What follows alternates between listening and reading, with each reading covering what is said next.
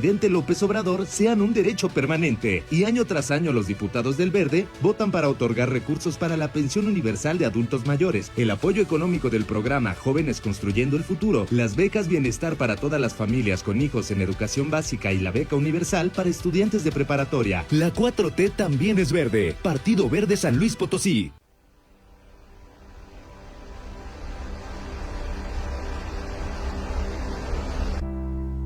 Al final de un año, salta a nuestra mente preguntarnos, ¿qué logramos?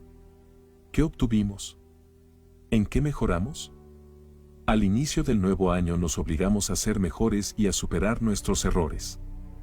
Estos hechos nos inspiran a desearte. ¡Feliz Año Nuevo 2024! Claro que sí. Tendrás un buen año. ¡Felicidades!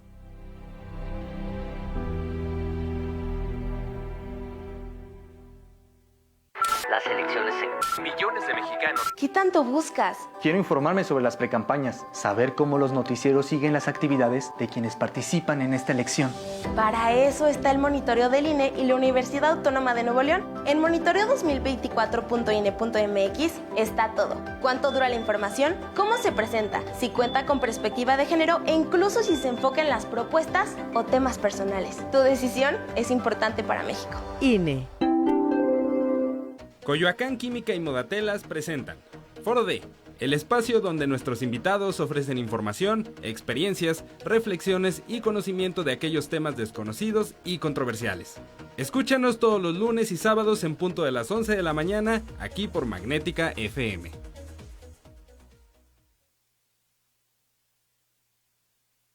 Las ideas, conceptos, criterios y comentarios expresados a continuación son responsabilidad única y exclusiva de los productores, conductores y participantes del programa. No representan el criterio o ideología de institución o tercera persona de la Fundación Nikola Tesla AC o de esta radiodifusora XHAWD 101.3 Magnética FM.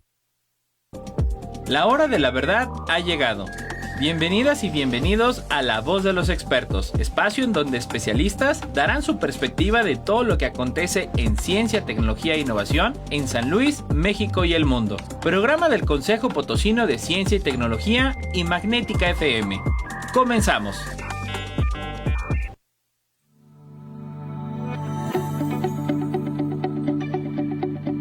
¿Cómo le va? Muy buenas tardes, bienvenidos a La Voz de los Expertos. Les saluda Edgar Jiménez en nombre de la doctora Rosalba Medina Rivera, directora general del COPOSIT.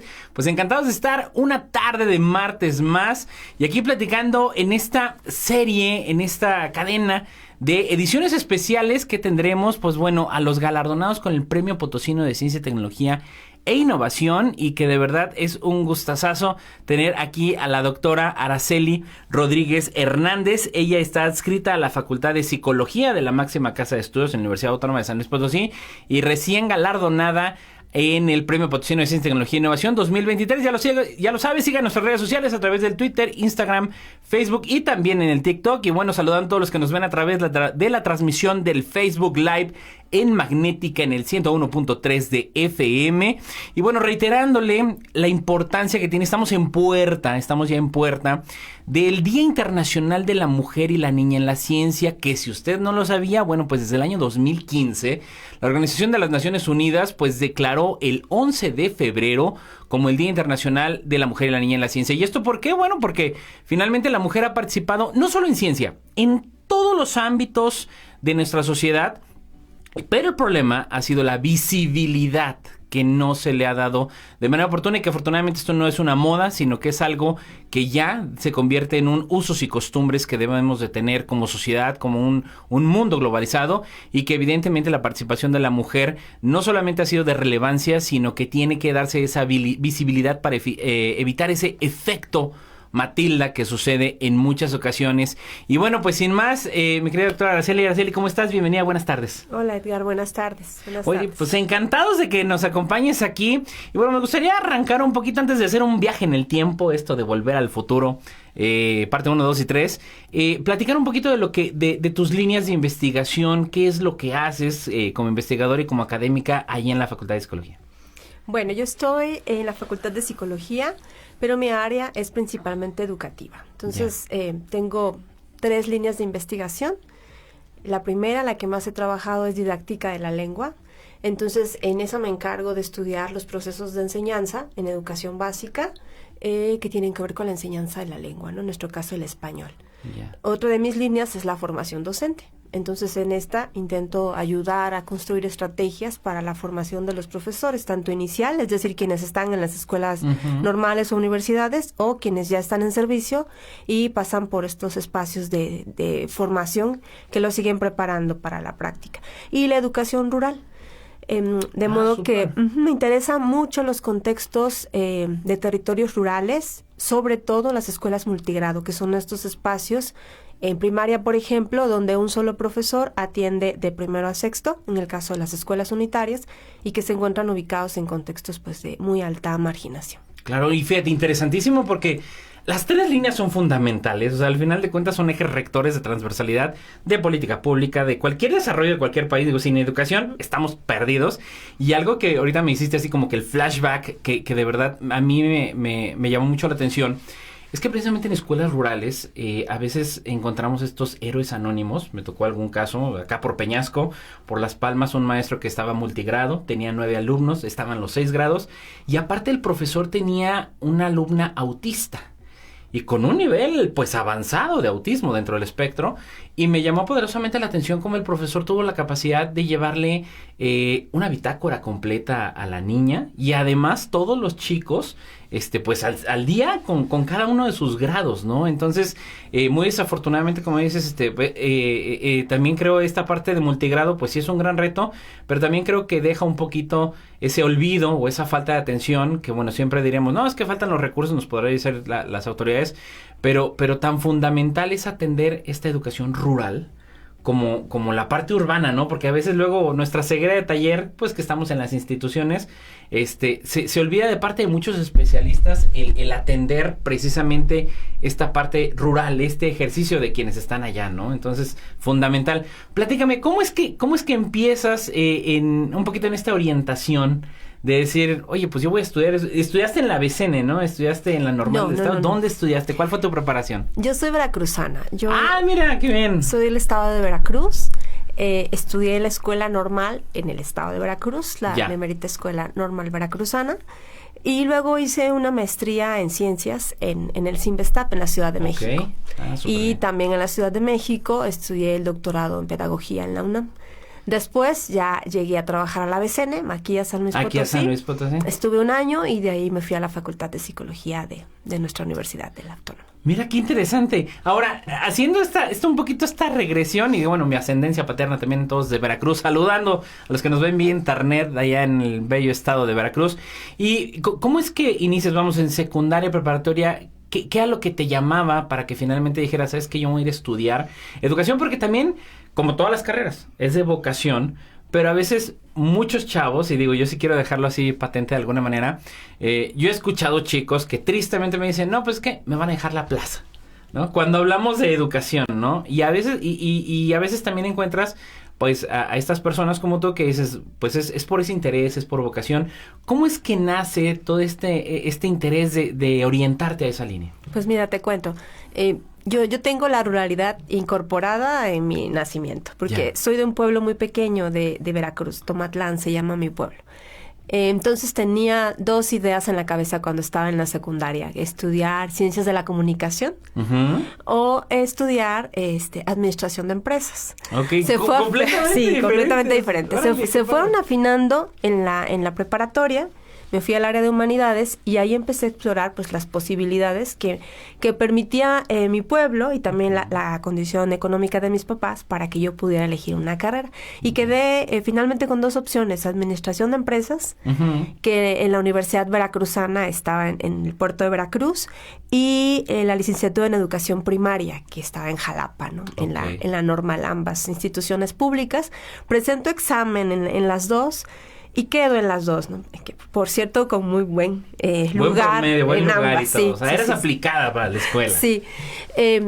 Y en ese proceso de decidir, pues mis papás fueron muy amables conmigo, me acompañaron mucho y me permitieron inscribirme a las 2. ¡Wow! Para que ¡Órale! tuviera hasta el último momento para pensarlo. Claro.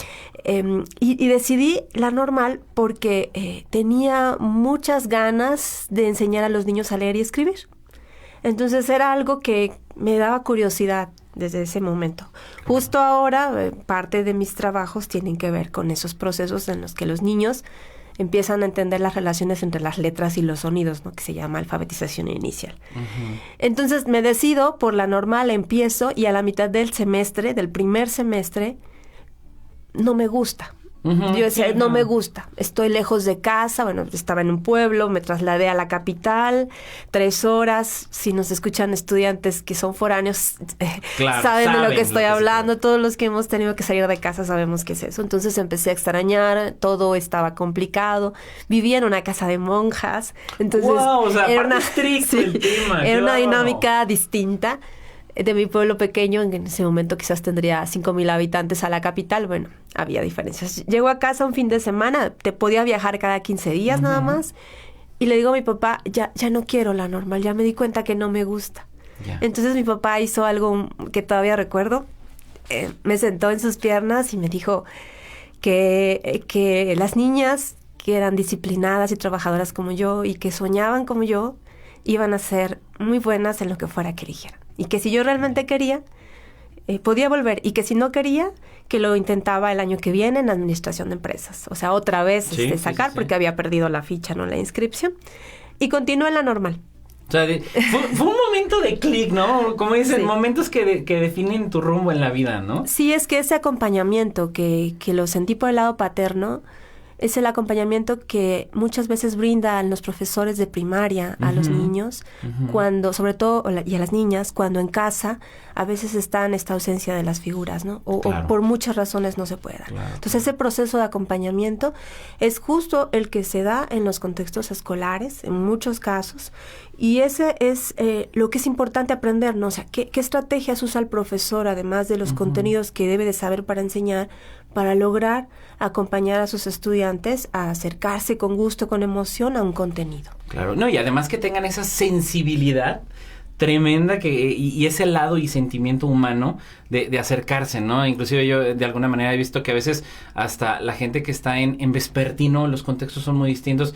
Yo durante muchos años he tratado de promover de que por ejemplo, actividades se atienda también a vespertino. Por ejemplo, en actividades de ciencia, ¿no? Que dices, oye, vamos a hacer la actividad, y bueno, matutino, porque nada más a esa hora pueden los investigadores, todo eso. Y cuando llegamos a vespertino, el contexto es completamente distinto, porque dicen, es que jamás me había tocado nada, ¿no? Y es hermoso, pero bueno, ya estaremos adentrándonos a estos menesteres, precisamente de la educación. Pero bueno, regresas, continúas en la carrera y en la normal. ¿Qué es lo que sucede en ese tránsito a lo largo de la carrera? Es decir, cuando acabas, cuando dices, bueno, ya venías visualizando un posgrado y luego, digo, si del pueblo te fuiste a la capital y luego vete a una ciudad como la Ciudad de México, bueno, pues los retos y los escalones los fuiste poniendo muy, muy altos. ¿Cómo se da este proceso ya en tu vida cuando estás cerca de la carrera y decir, qué es lo que sigue? Como estudiante foránea y que tiene la familia lejos, pues lo que haces es formar tus propios grupos de acompañamiento, claro, ¿no? Claro. Y esos eran los estudiantes que estaban en condiciones iguales que yo, o sea, solos en la ciudad. Sí, sí, sí. Entonces coincidíamos en la biblioteca. ¿Ya? Era el punto de reunión. Sí, a veces estudiábamos, a veces no. Uh-huh. Y en esos espacios de tener tiempo libre, yo tuve esa fortuna que tenía muchos momentos de no tener que trabajar para poder pagar mis estudios, ¿no? Yeah. Eso corría por parte de mis papás. Entonces había tiempo libre. Me ponía a leer las notas a pie de página de los textos que usábamos en algunas materias. Uh-huh. Quería saber quién escribía, por qué escribía, los autores, pues, que no había mucho énfasis en quién es el autor del texto que lees, ¿no? Revisamos el contenido, pero no el autor. Y yo hacía eso, ¿de dónde viene? Claro. Y me di cuenta que yo estudié con la reforma educación primaria a la licenciatura en educación primaria del 97, que uh-huh. se gestó en el DIE, más o menos, en donde yo estudié la maestría. Entonces todos venían de ahí. Yo decía, ¿qué hay ahí? Que los que escriben, y además que me gusta lo que dicen, trabajan ahí. Y fue que empecé a indagar. Entonces, desde antes de culminar la licenciatura, yo sabía que quería una maestría en ese lugar. Ya venías en lista. ¡Qué maravilloso! Estamos hablando con la doctora Blanca Araceli Rodríguez Hernández. Ella está adscrita a la Facultad de Psicología. Y bueno, pues estaremos ahorita de vuelta platicando. No se vaya, estamos iniciando La Voz de los Expertos. Volvemos.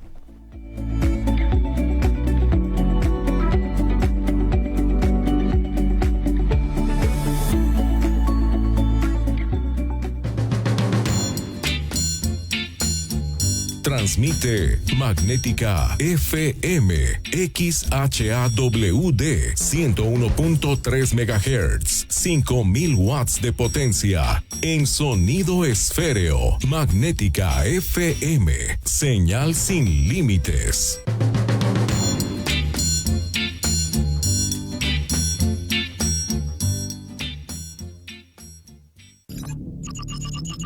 Paragaus, la marca líder en pararrayos, acoplamiento a tierra, protección catódica y calidad de la energía. Da la hora, la temperatura y la humedad.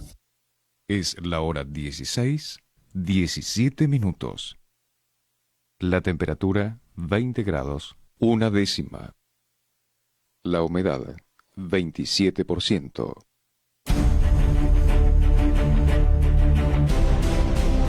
Magnética FM 2024. Vamos por un gran año.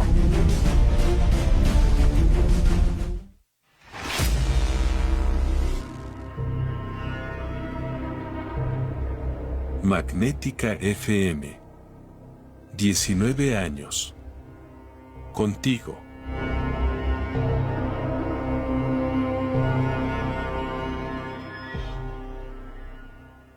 La Voz de América, desde Washington, y Magnética FM, informan. Se anticipa semana de cambios en el núcleo de la administración Biden con la partida de Katie Tobin, quien hasta ahora ha sido la encargada de la seguridad transfronteriza y que dejará la Casa Blanca. En un año electoral en el que los estadounidenses elegirán a su presidente, ambos partidos buscan la mayoría en la Cámara de Representantes y en el Senado, y con una sociedad profundamente polarizada, se anticipa que la inmigración será un asunto clave para los candidatos que aspiren a la presidencia. Desde el gobierno estadounidense, conscientes de la necesidad de implantar una estrategia eficaz en este ámbito, trabajan en coordinación con sus homólogos mexicanos para abordar el constante aumento de migrantes regulares que de forma sostenida se registró en 2023. En este contexto, el alejamiento de Katie Tobin, la principal asesora de migración del presidente Biden, se produce en un momento crucial, y John Kirby, el coordinador de comunicaciones estratégicas del Consejo de Seguridad Nacional, aseguró que el papel de Tobin en los últimos años ha sido decisivo. Kate ha hecho un trabajo increíble, particularmente ayudándonos en nuestra cumbre por la democracia y haciendo que la Declaración de Los Ángeles sobre la migración humana funcione, y trabajando realmente en un enfoque verdaderamente hemisférico para tratar de llegar a las causas fundamentales de la migración. Ella simplemente ha sido absolutamente crítica. Todos lo vamos a extrañar. Ella es simplemente una gran profesional y ha sido una verdadera servidora pública en ese sentido. Kirby no comentó si la marcha de Tobin afectará o no al curso de las negociaciones sobre política fronteriza, y tampoco ofreció detalles sobre quién será su reemplazo. Pero puedo asegurarles que encontraremos un profesional adecuado para que venga y sume esas tareas, y no tengo ninguna duda de que los cimientos del gran trabajo que Kate ha realizado también se mantendrán sin importar quién venga detrás de ella. En tanto, continúan las conversaciones entre altos funcionarios de la Casa Blanca y legisladores del Congreso sobre posibles cambios en las leyes de asilo, en un momento en el que los republicanos, con mayoría en la Cámara de Representantes, buscan establecer nuevas condiciones en las que una persona migrante pueda solicitar asilo en el país. En tanto, la administración Biden trabaja en coordinación con el gobierno de Manuel López Obrador en México para frenar los cruces migratorios. Una estrategia multidireccional que ha provocado la caída de las cifras, una bajada del flujo migratorio que algunos expertos anticipan será temporal. Judith Martín Rodríguez, Voz de América. La Voz de América, desde Washington, y Magnética FM, informaron. Sigue informándote de los mejores en La Voz de los Expertos. Estamos de vuelta. Estamos de vuelta aquí en La Voz de los Expertos. Estamos hablando con la doctora Araceli Rodríguez Hernández. Ella está adscrita a la Facultad de Psicología de la máxima casa de estudios. Y bueno, Araceli, platicando esta parte, ¿no? Que me decías, bueno, ya ibas segura antes de acabar la licenciatura a maestría. ¿Qué cambios hubo, aparte de ese shock, pues, de imagen, de cada vez estar más lejos de la familia, pero cómo se da este tránsito de la maestría para inclusive decir, ¿sabes qué? Me sigo, ¿no? Porque hay quien dice, ya hasta la maestría, ya, sino que ya empezaste a visualizar el tema del doctorado. ¿Cómo se da este proceso en tu vida? Mira, la maestría fue dura en varios sentidos. Uno de ellos fue, pues, el cambio en la relación que se establece con el grupo de maestrantes, ¿no? Hacer una maestría de tiempo completo y hacer una maestría de investigación y en un espacio importante a nivel nacional, mis compañeros eran más experimentados que yo en muchos sentidos, ¿no? Yo era la joven, la inexperta y la profesora. Yo soy, te decía hace un rato, licenciada en educación primaria, de formación inicial. Normalista. Trabajé 2 años y medio como profesora frente a grupo en una escuela primaria rural, de la zona de Córdoba, en Veracruz. Y bueno, era la más joven, la más inexperta en investigación y además la maestra rural. Entonces todos esos elementos se conjugaban para hacer compleja mi adaptación. Claro. Pero había algo que nos hacía unirnos en algunos espacios a los compañeros y era el interés por cuestionar a los autores que leíamos, y eso no lo había vivido en otro espacio escolar. Ya. Entonces observábamos cómo nuestros profesores hacían unas presentaciones magníficas de contenido y nosotros ocupábamos nuestras tardes para discutir sobre eso. Entonces para ser críticos. Sí. Es maravilloso. Era un espacio que alargaba el tiempo didáctico. Es decir, no solo la maestría era de 9 a 2 de la tarde cuando tocaba nuestro curso, sino que nuestras tardes, algunas de ellas también estaban dedicadas a eso, ¿no? Pensar sobre los autores. Yeah. Y encontré un grupo más cercano de acompañamiento. Entonces, compañeros que tenían experiencia en la UAM Xochimilco, en el ISU, en la UNAM, y que habían estado como auxiliares de investigación, empezaron a apoyarme en esos menesteres. Y una cosa compleja fue la escritura académica, ¿no? Yo no estaba formada y no había tenido experiencias para escribir como se quiere que se escriba en la maestría, como quiere que se escriba en esos espacios. Claro. Entonces fue complejo. En ese momento en la maestría no visualizaba el doctorado. Estaba demasiado implicada en cómo voy a sobrevivir aquí.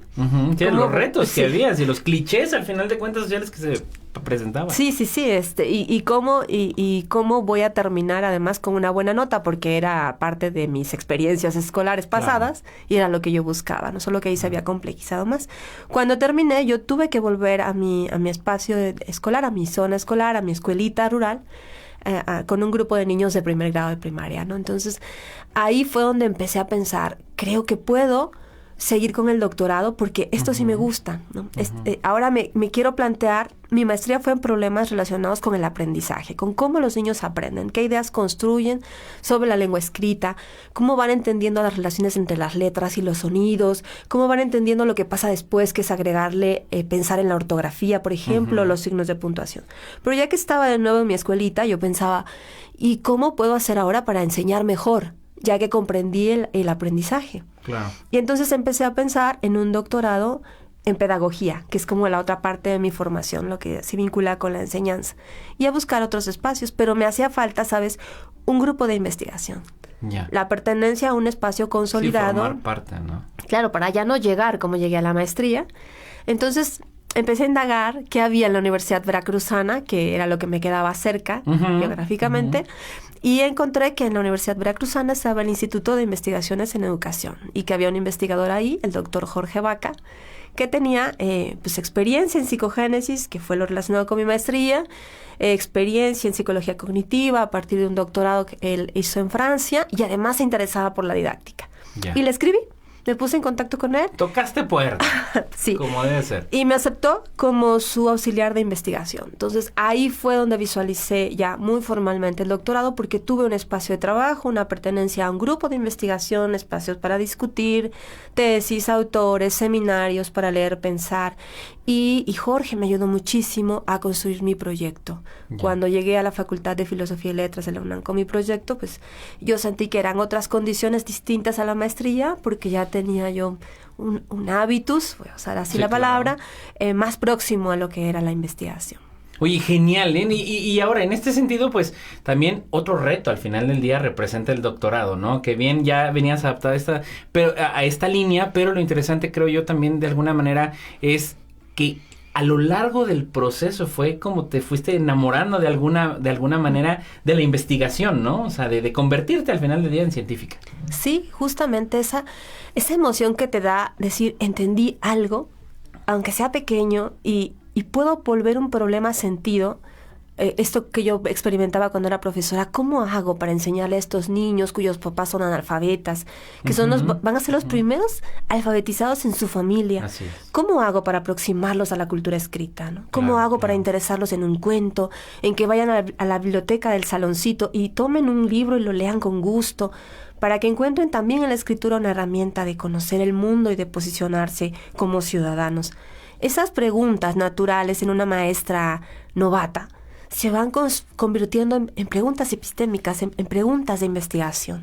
Y ahí van haciendo el interés, que si te fijas, yo comienzo en lo educativo, vas hacia la enseñanza, me voy hacia el aprendizaje, pero vuelvo a la enseñanza, porque finalmente este interés por el aula y por el aula rural, pues me va aproximando a lo que ahora se van consolidando como mis líneas de investigación. Oye, qué genial y qué interesante. ¿Qué sucede ya cuando estás llegando a la culminación del doctorado? Digo, al final de cuentas, pues es toda una carrera larguísima, ¿no? Digo, en la normal, luego en la maestría, luego el doctorado.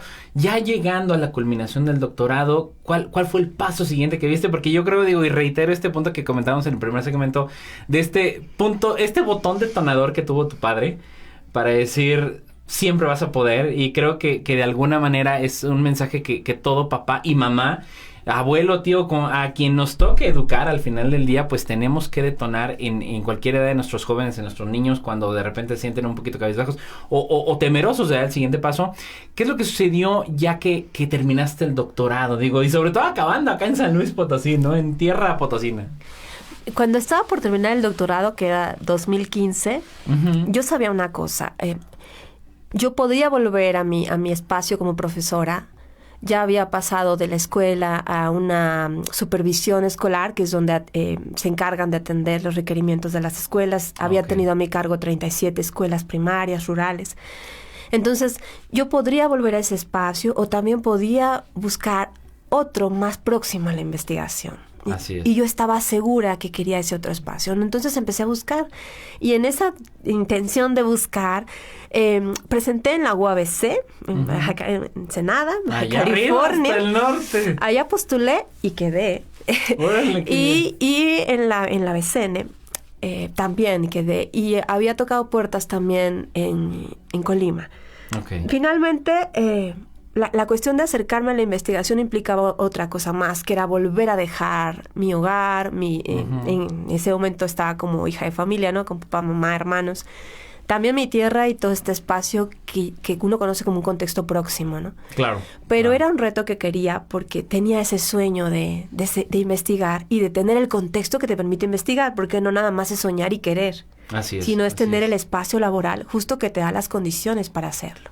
Exacto. Y eso estaba dispuesta a buscar. Llegué a la BCN, ahí por muchas razones no había ese espacio que yo buscaba. Se abre la convocatoria en la Facultad de Psicología de la Autónoma y pues concurso. O sea, en poco tiempo entraste a la BCN y luego inmediatamente se dio el de la uni. Terminé el doctorado en 2015, tuve el grado en octubre, en 2016, enero, yo ya estaba en la BCN trabajando como... ¡Wow! ¡Qué bien! En la coordinación académica de la unidad de posgrado. Y en enero de 2017 ya estaba como profesora en la Facultad de Psicología. Sí, inmediatamente después fue un proceso de tránsito y bueno, pues yo creo que de maravilla en la máxima casa de estudios, ¿no? Yo creo que ha sido también un transitar con idas y venidas, pero bueno, con la importancia de establecer estas líneas de investigación orientadas a la parte de la educación que son tan fundamentales, ¿no? Pues vamos rapidísimo a un corte, Araceli, de verdad es que estamos platicando interesantísimo, que ojalá se nos quite aquí el calorcito de cabina, digo, el frío de cabina. No se vaya, regresamos a la mitad de La Voz de los Expertos. Volvemos.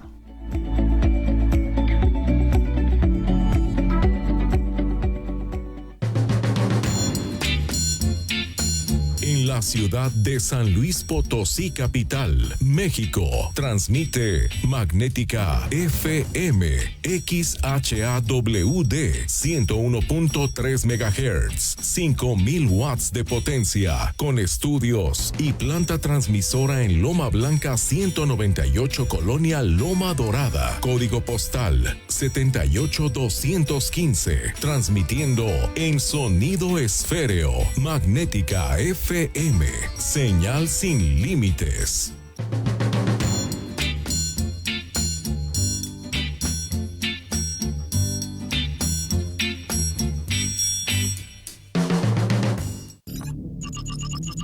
Faragaos, la marca líder en pararrayos, acoplamiento a tierra, protección catódica y calidad de la energía. Da la hora, la temperatura y la humedad. Es la hora 16:32. La temperatura 20 grados, 1/10. La humedad 27%.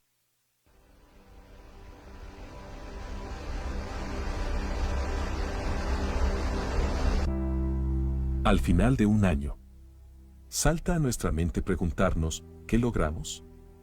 ¿Qué obtuvimos? ¿En qué mejoramos? Al inicio del nuevo año nos obligamos a ser mejores y a superar nuestros errores. Estos hechos nos inspiran a desearte. ¡Feliz Año Nuevo 2024! Claro que sí. Tendrás un buen año. ¡Felicidades!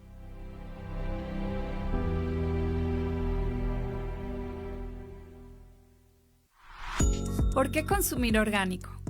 Desde hace algunos años se ha puesto de moda los alimentos orgánicos y cada vez encontramos más productos en los supermercados. ¿Pero qué son los productos orgánicos? Para empezar, podemos decir que son alimentos que cuidan tu salud y el equilibrio del medio ambiente porque son producidos de manera natural, sin sustancias químicas, sin aditivos, conservadores o colorantes. Los vegetales orgánicos tienen más nutrientes.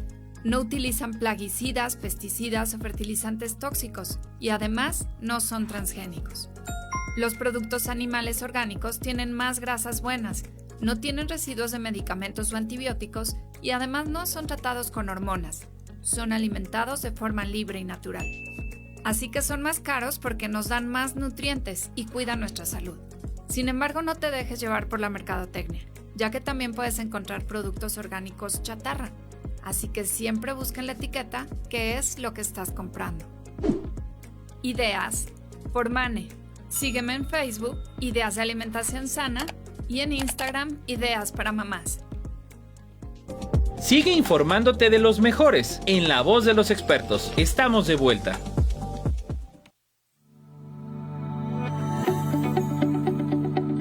Estamos entrando a la segunda parte de La Voz de los Expertos. Estamos platicando con la doctora Blanca Araceli Rodríguez Hernández. Bueno, Araceli, que de verdad yo estoy súper contento porque tener, y ahorita platicamos un poquito tras el corte, que a la gente todavía le pueda sorprender como, oye, una normalista, ¿no? Y en el área de investigación, pues, damas y caballeros, es indispensable que en todas las áreas del conocimiento, y más en las áreas sociales y humanidades, Araceli, o sea, aún faltan muchas manos, ¿no? Que dicen, además de que faltan mujeres también en la ciencia, bueno, pues también falta este contexto de la investigación en el área de ciencias sociales y humanidades, que bueno, si bien tenemos el Colegio de San Luis, tenemos la Facultad de Psicología, tenemos la Facultad de Ciencias Sociales y Humanidades, pues aún falta mucho.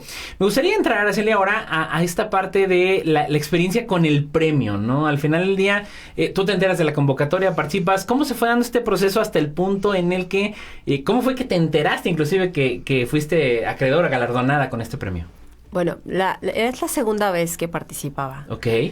Participé el año pasado y lo ganó un colega de la facultad, el doctor Sebastián Galán. Gran saludo, que viene, creo, viene para el Día del Amor y la Amistad por aquí, mi querido Sebastián. Bueno, pues él que se quedó, era muy gracioso porque estábamos compitiendo, pero era como este sentido de compañerismo. Competencia sana, ¿no? Que hay que representar, ¿no? Alguno de los mexicanos. Dos se lo va a quedar, decíamos. Una idea muy positiva.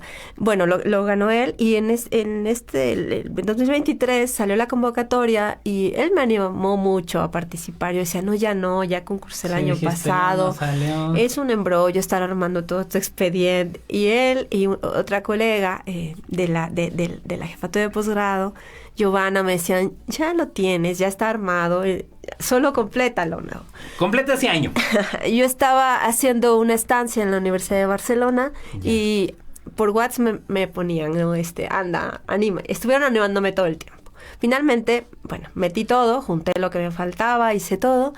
Y era un sábado, estábamos en un café, mi hijo de 6 años, mi esposo y yo. Estábamos trabajando. Ese día yo me había levantado a las 5 de la mañana para poder acabar de calificar, porque era fin de semestre, diciembre, trabajos de mis estudiantes de licenciatura. Luego me fui a entrenar a las 6 de la mañana y no acabábamos, ¿no? Entonces decidimos irnos a un café, tomar un café. Mi hijo estaba leyendo sobre dinosaurios, mi esposo estaba calificando a sus estudiantes de secundaria y yo estaba acabando de mandar calificaciones y una colega del núcleo académico básico del doctorado, en donde participo de la facultad, pone felicidades, Araceli, y manda los resultados. Así me enteré. Entonces, así fue como saliste. Y obviamente tu esposo, y sobre todo tu esposo, ¿no? Yo creo que en hombros, ¿no? No particularmente, pero, ¿sabes? Yo estaba muy contenta porque justo es un reconocimiento que te hace sentir muy bien, ¿no? Claro. Uno sabe que es como un esfuerzo que has hecho por muchos años, no solo por los últimos 3, pero que en esos últimos 3 se puede reflejar como quizás la parte como más fina de lo que has logrado. Y que además ahí también se podía mirar pues las tesis de mis estudiantes de licenciatura, tesis de estudiantes de maestría, los artículos. Es un trabajo finalmente de mucha gente y es un trabajo que pude realizar por el espacio que nuestra universidad me brinda como PTC, ¿no? Claro, entonces fue muy bonito. Ay, no, y enhorabuena, y qué bueno, platicábamos antes del programa precisamente que inclusive la ceremonia de premiación, pues nos tocó el día de la Guadalupana, que día de asueto, fin de semestre para ustedes, que bueno, fue una locura. ¿Cómo viviste esta experiencia al momento de la ceremonia? ¿Cómo te fue esa vez?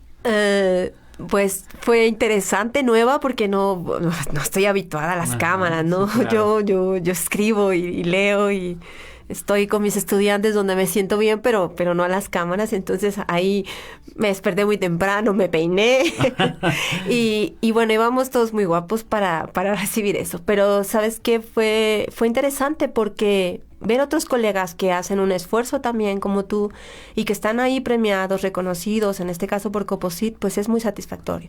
Y también porque ese día se juntaron con estudiantes de la feria, sí, ¿no? de la Feria Potosina de Ciencias e Ingenierías, que bueno, de manera inédita, y le comparto a nuestro auditorio, precisamente aquellos jóvenes que están en licenciatura, en preparatoria, pues empezando a hacer sus pininos sobre proyectos de investigación, pues yo creo que fue un gran honor definitivamente para ellos, y comenté con algunos de ellos, el hecho de que fueran premiados, pues de alguna manera hombro a hombro con ustedes, ¿no? Con aquellos científicos que de verdad han venido haciendo trabajo, y creo que diste una pauta muy muy interesante en aras de que no es el reflejo de los 3 años, sino lo que has venido haciendo a lo largo de tu vida como investigadora, y que al final de cuentas ya esos elementos ya muy pulidos, muy adiamantados, pues se ven reflejados en este galardón. Así que enhorabuena, Araceli, de verdad es que felicidades, y que bueno, pues no nada más el único premio que vengan, sino que vengan mucho, pues porque aparte, bueno, estás muy muy joven, así que yo sé que le vendrán muchos reconocimientos además.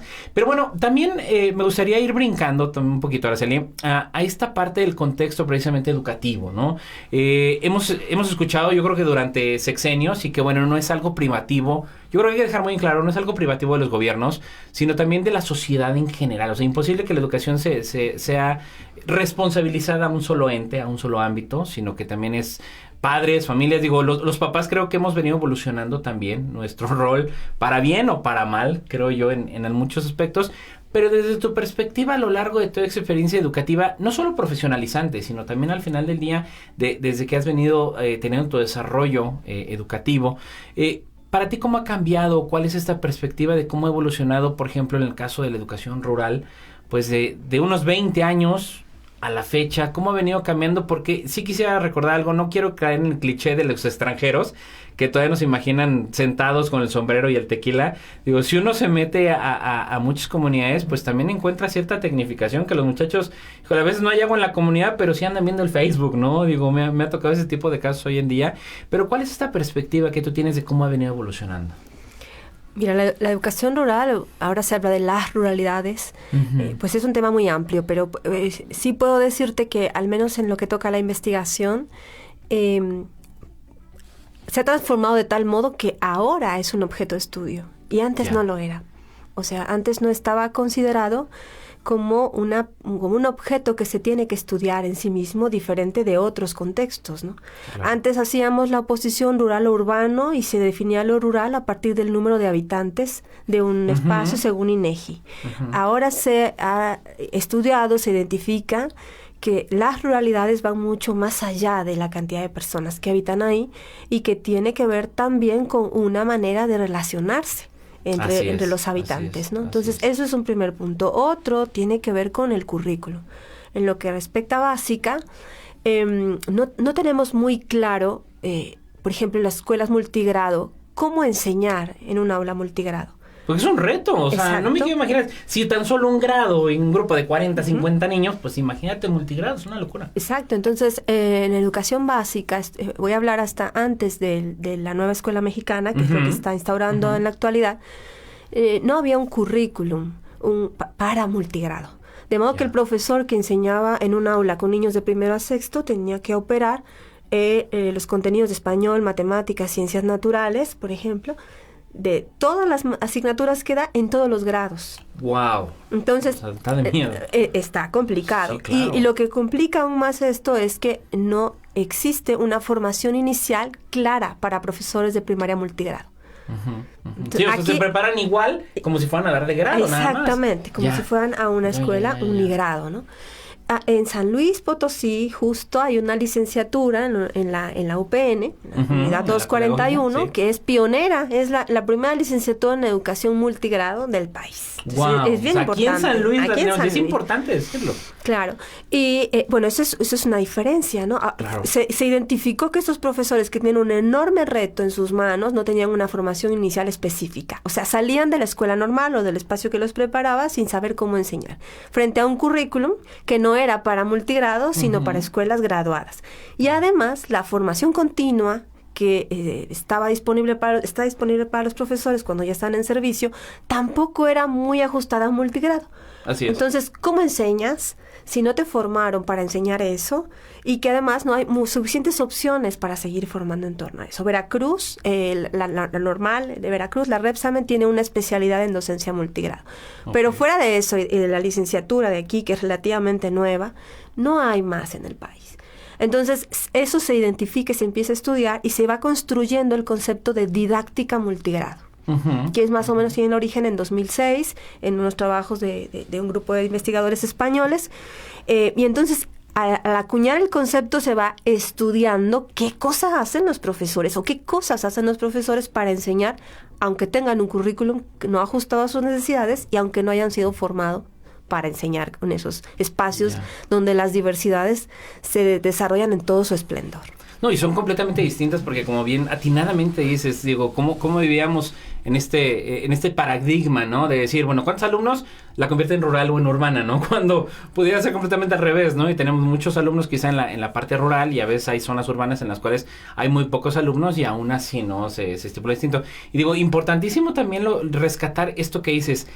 Claramente entonces hay una muy baja oferta de preparación académica en el área de multigrado que sigue existiendo y pues en todo el país. Digo, al final de cuentas yo creo que si nos vamos también al sureste mexicano, que también pues de alguna manera la industria agropecuaria, toda esta parte de la agricultura, pues al final del día sigue detonando muchas comunidades que siguen siendo de corte rural, pero ya bajo ese constructo de decir, bueno, es que no nada más es una sola variable, es multivariable, ¿no? Los contextos que se dan, inclusive con lo que vemos hoy en día, hasta con la dinámica, pues, de grupos a veces hasta de autodefensa, ¿no? Que hace poco estaba viendo ya en la televisión eso que dicen, bueno, le estaban tomando protesta a unos menores de edad como autodefensas y estaban en una escuela y yo dije, bueno, a ver, ¿de qué se trata esto, no? Y yo creo que es un elemento muy interesante y sobre todo que debemos de poner en la llamada ventana de Overton, en esta de qué parte de la agenda política y pública, pues, debe de abordarse para generar políticas, para que pueda irse mejorando ese contexto rural.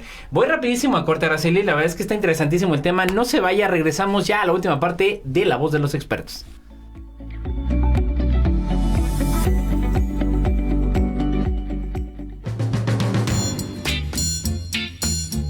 Transmite Magnética FM XHAWD 101.3 MHz, 5000 watts de potencia en sonido esféreo. Magnética FM, señal sin límites.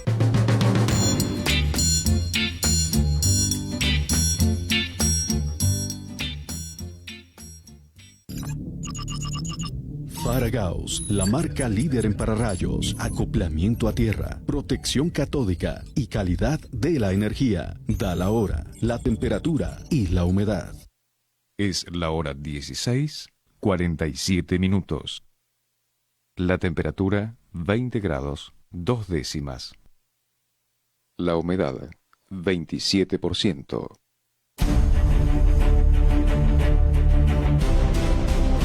Magnética FM 2024. Vamos por un gran año.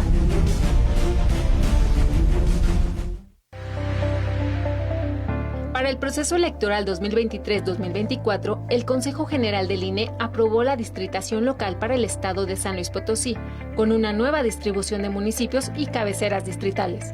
Con ella se integrará la próxima legislatura del Congreso del Estado.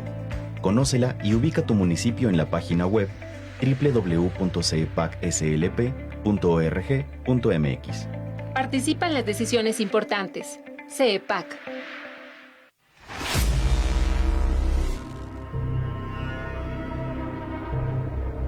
Magnética FM 19 años. Contigo.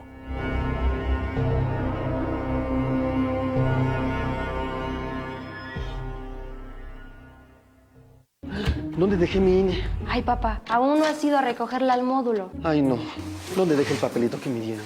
Está en tu chamarra negra, pero recuerda que ahora también puedes recogerla con tus huellas dactilares. Si solicitaste tu primera INE, la actualizaste, pediste su renovación o reposición, debes recogerla en tu módulo antes del 14 de marzo. Que no se te olvide, la necesitas para votar el 2 de junio. Participa, porque en estas elecciones tu decisión es importante. INE.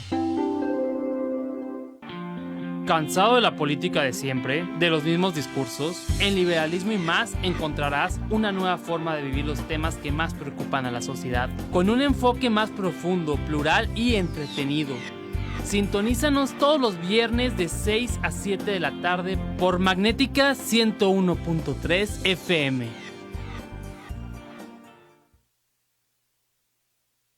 Sigue informándote de los mejores en La Voz de los Expertos. Estamos de vuelta.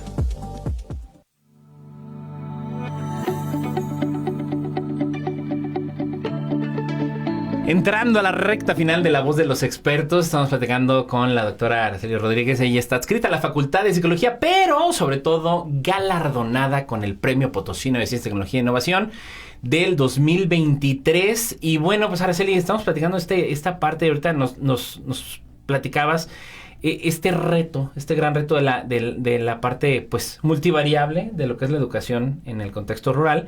Y bueno, también de la mano, creo yo que de alguna manera pues también has venido resolviendo un poquito la duda, la evolución también del papel docente, del rol docente, ¿no? O sea, esta figura del docente, creo que de alguna manera, y si bien voy a sonar a cliché, pues era una figura respetada. En algunos momentos creo que todavía en algunos lugares se respeta, pero también ha venido perdiendo esta valorización que de alguna manera, cuando hablamos, es como el Día de la Madre, el Día del Maestro. Bueno, el maestro lo es todo, el 15 de mayo, pero luego se pierde esa valorización cuando los papás dicen, oiga, es que no me le puede regañar, no me le puede exigir, cuando encontramos este problema de retos, ¿no? Desde tu perspectiva también, ¿cómo ha venido cambiando, pues, tanto el rol a veces de los docentes o hasta de las autoridades educativas, pues ya desde un sentido estricto de lo que tú has visto en el área de investigación, ¿no? Para contestarte voy a recuperar la voz de los que saben. Emilio Tenti Fanfani es un sociólogo argentino que estudia mucho el rol docente. Y bueno, él argumenta que ser profesor es una de las profesiones en donde constantemente te están cambiando el panorama de lo que vas a hacer.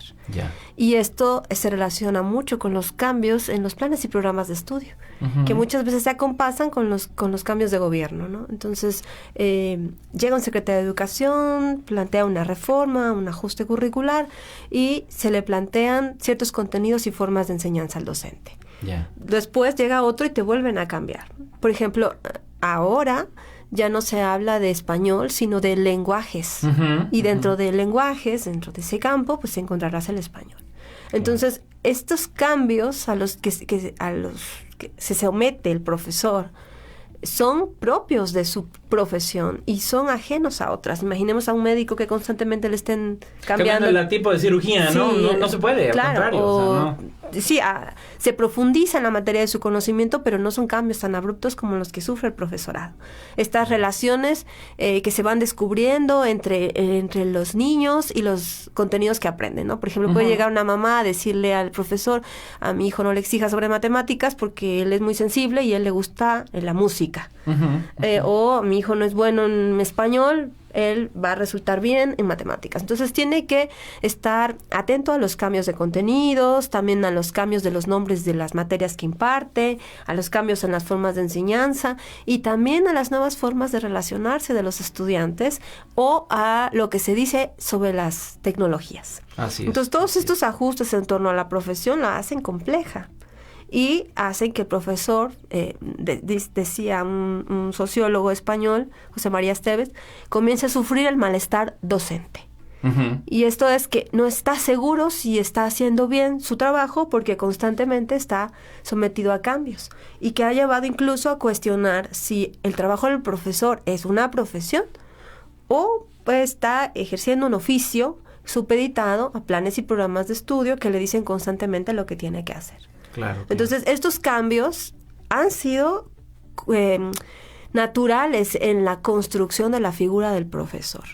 Lo que se hace desde la formación docente, de los estudios de didáctica, es ir entendiendo cuáles son las características de este trabajo para delimitarlo como trabajo y para entender cuáles son los mínimos necesarios que requiere un profesor para enseñar en primaria, por ejemplo. Yeah. Y cuáles son aquellos conocimientos que va a ir construyendo después durante su formación continua. Entonces, esto es lo que se va ayudando desde la investigación, ¿no? A entender las complejidades del trabajo docente. Híjole, todo un reto, pero es una locura. La verdad es que es una olla hirviendo en muchos sentidos y como bien atinadamente dices, ¿no? O se convierte en un oficio basado en ciertas estructuras que van conforme a cierta periodicidad.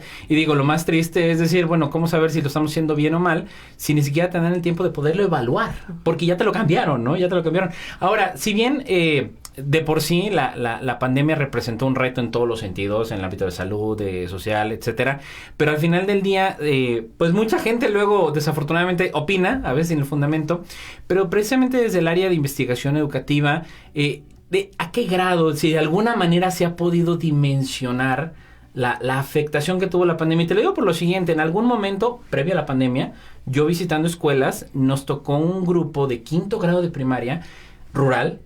Y digo, no quiero así como que señalarla, etiquetarla como rural, sino digo, las características en las que estaban, bueno, estaba fuera de zona urbana, estábamos en un ejido, y ninguno de los chicos que estaba de 5º grado, no era multigrado, ahí sí había los suficientes grupos, ninguno sabía leer en 5º grado de primaria, y es una realidad que luego no queremos ni reconocer, ni tampoco abordar, ¿no? Pero reiterando este elemento de la pandemia, ¿a qué ¿a qué nivel podíamos dimensionar la gravedad quizá de lo que pudo haber afectado, los rezagos? Y pues si fue en Urbana que se esperaba que hubiera una alta tecnificación, esperando que hubiera conectividad, que siendo realistas, pues nada, de ponte a ver la tele y el canal educativo y ya con eso de la escuela abierta la vas a sacar. ¿De qué manera pudiéramos dimensionar esta afectación que tuvo la pandemia, sobre todo en el renglón educativo, de lo que hayas visto? Me parece que la pandemia hizo más evidentes desigualdades pues que ya existían. Por ejemplo, esto que dices sobre el acceso a Internet, ¿no? Uh-huh. Vamos desde el acceso a la energía eléctrica, por ejemplo. Desde ahí, sí es cierto. O a los dispositivos móviles, o bien al uso de ese dispositivo. Una cosa es tenerlo y usarlo para comunicarte, y otra cosa es tenerlo y usarlo con fines educativos o didácticos. Exacto. Entonces se evidenciaron desigualdades que ya existían. Pero también nos ayudó mucho a cuestionar cosas que desde la investigación educativa se sentían ya como certezas. Por ejemplo, el concepto de aula. ¿Qué es un aula, no?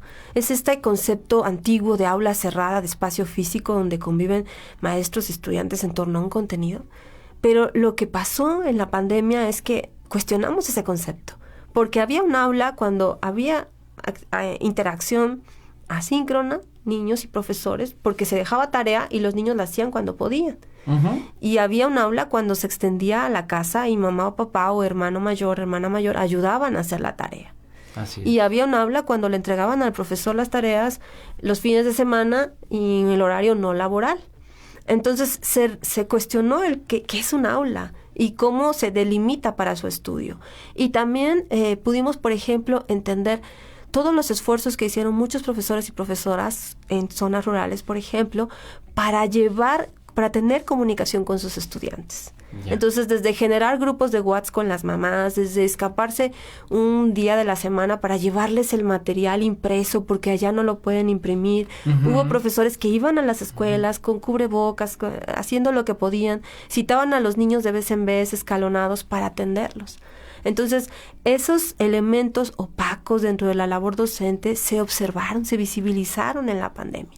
Claro. Y también lo que se dejó ver es el enorme esfuerzo de las mujeres, trabajadoras en casa, trabajadoras como mamás ayudando a los hijos con las tareas y muchas de ellas también docentes.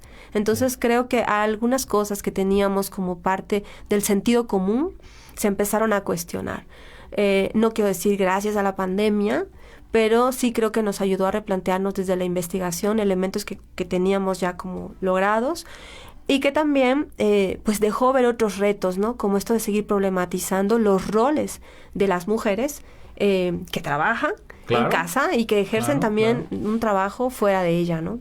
No, y que se dejó visibilizar a veces también hasta la dinámica familiar que existía, ¿no? De alguna manera, yo recuerdo bien que mi hijo le decía a mi esposa, oye, pues que tú nunca te peleas con mi papá, y en cambio yo escucho luego a la pobre maestra que está desesperada entre que lo que nos da clase atiende a su hijo en su respectiva escuela y luego se pelea con el marido, ¿no? Entonces, de verdad es que sí vino a cambiar, vino a ser una disrupción, digo, porque sí, no es gracias a la pandemia porque fue algo que nos haya bendecido, sino al contrario, fue un reto. Y también yo creo que mi reconocimiento a aquellos docentes, Araceli, que sí lo afrontaron, ¿no? Que tú bien decías ahorita, viajaban un día extra, se iban el sábado, se juntaban con la gente, hicieron ese extra que muy desafortunadamente no podíamos hablar del 100% de las personas. Araceli, para antes de irnos, ¿algún mensaje que quieres dedicarle sobre todo a aquellos que se dedican a la educación, inclusive un poquito también pudiera ser a los mismos padres de familia, como tuviste la suerte de un padre que te motivó, que te empujó? Ese mensaje a los padres que luego pues están dudosos también de por dónde llevan mis hijos en la educación si ellos no tuvieron la misma educación, que a veces, como bien decías, a veces en este aspecto de ruralidad. ¿Qué mensaje les enviarías sobre todo para empujar a nuestras futuras generaciones? Ay, me pones una tarea difícil, pero bueno, pensaré como mamá y pensando en esta experiencia que compartí con ustedes. No siempre tenemos claro qué decir o qué contestar frente a un momento complicado de nuestros niños, pero hacerlos sentir felices, a gusto, seguros en ese momento difícil fuera de casa, yo creo que es una buena decisión, ¿no? Acompañarlos, hacerlos sentir acompañados, aunque no sean las palabras más atinadas o más estudiadas, esa posibilidad de acompañamiento es algo que ayuda y que es maravilloso. Y eso también lo pensaría para los profesores y las profesoras, ¿no? Esos espacios de escucha que se abren mientras enseñan o cuando enseñan y que permiten ver más allá de lo que están haciendo en el cuaderno o en el libro de texto, son momentos valiosos que los niños y las niñas van a atesorar muy seguramente. Encantado que hayas estado el día de hoy con nosotros, Arely. Muchas gracias. Muchas gracias. Y bueno, muchísimas gracias a usted por acompañarnos el día de hoy aquí en La Voz de los Expertos. De verdad, vuelva a ver este programa, compártalo a través de las redes sociales, tanto de Magnética como de Coposit. Y bueno, ya tendremos volumen 2 para ver cómo van los avances de la doctora Araceli. Tenemos ya más adelante programa aquí, sobre todo por el tema de la importancia de la educación. Y bueno, pues sin más, yo soy Edgar Jiménez y como la aclamada serie Cosmos lo dice, mientras más nos pertenezca la ciencia, menos probable es que la utilicemos mal. Hasta el martes.